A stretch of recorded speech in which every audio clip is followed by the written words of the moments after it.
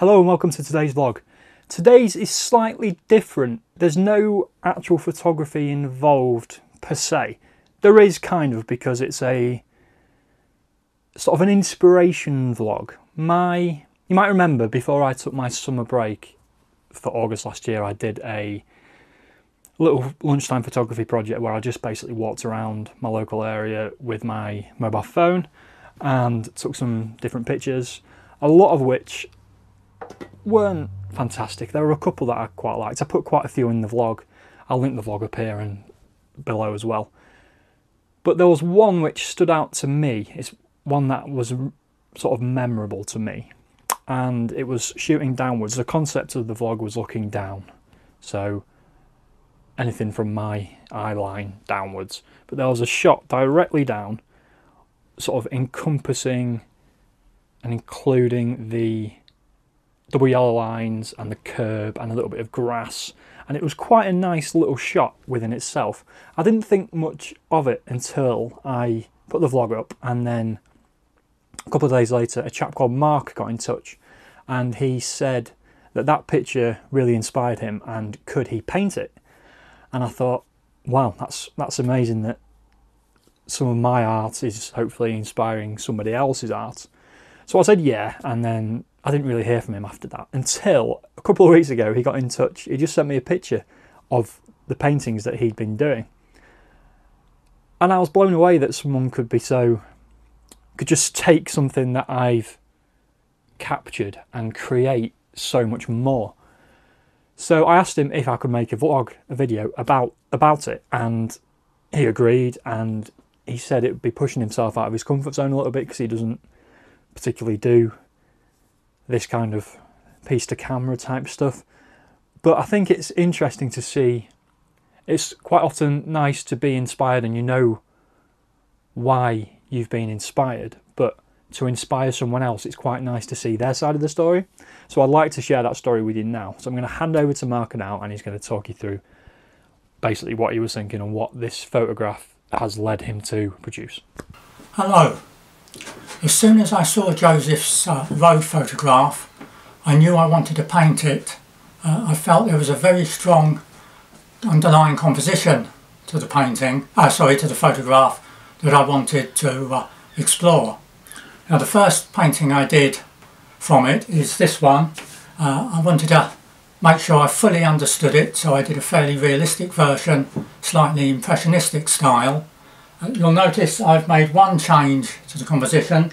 As I was drawing it out, I felt as a painting it needed more over this side at the base, so I've moved this up, increased the size of that.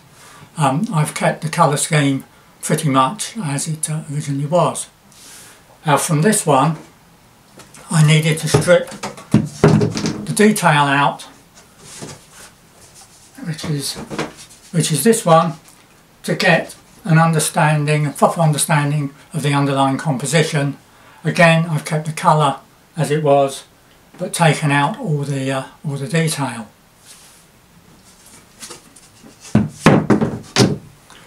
That gave me several ideas of directions I could take. The first one I decided to do was this, which relates to a video Joseph did a short while ago talking about mental health problems. Having experience on myself, I wanted to try and create a painting using this composition that imparted some of the feelings that one can have under those circumstances. The next one is somewhat brighter and refers back to a series I did some years ago when I used to keep cacti and succulents, using colour theory on complementary colours. Now, I'm sure as photographers you all instinctively use this colour theory even if you're not aware of it, especially this time of year. A photograph of a red fallen leaf on a mossy rock, or a yellow leaf on a slaty grey rock, is making use of these complementary colours of yellow against purple, blue against orange, red against green. So on this one I put them all in. I can take this in various directions, cutting down to various combinations of single pairings. From that I did another drawing. I wanted to see if I could strip it down even further. Hopefully I will be able to get a photograph of that Joseph can put up, so you can see that. I can't get it to come up on the video camera. I then, from that, went back to another series I did a few years ago, relating to minimalism, using a basic colour with slight variations. Here it's white, using greys made of browns and blues. You will see down here that I've actually added another piece to get a greater balance on the composition.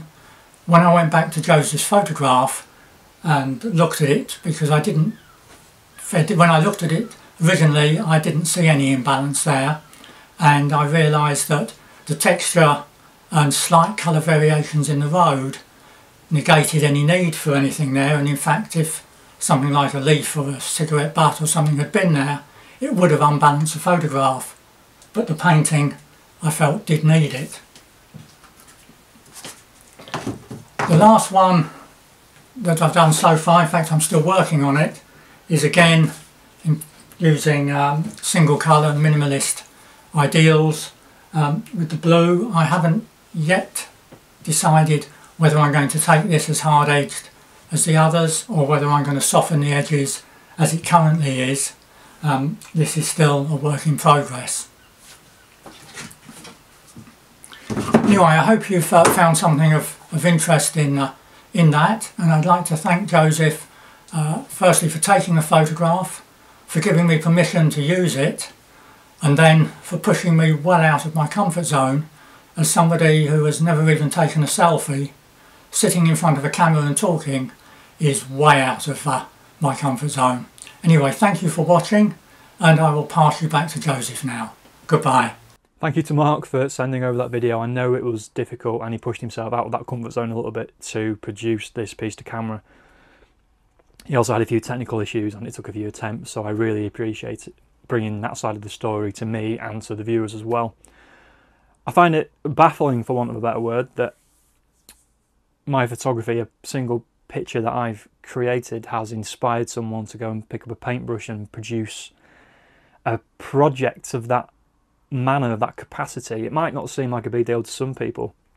I find it an honour enough when people say that they've picked up a camera because they've watched my channel, but for someone to pick up a paintbrush because it's not photography related, I find it mind-blowing. So yeah, it's still sinking in and it's a bit of an odd one, but it's really nice to know how you've inspired someone, because obviously you know when you get inspired, that's within you, but to know how you've inspired someone else, that's eye-opening a little bit as well. So yeah, it's an odd one, but it's definitely a good thing to have produced something which has sparked something in someone else.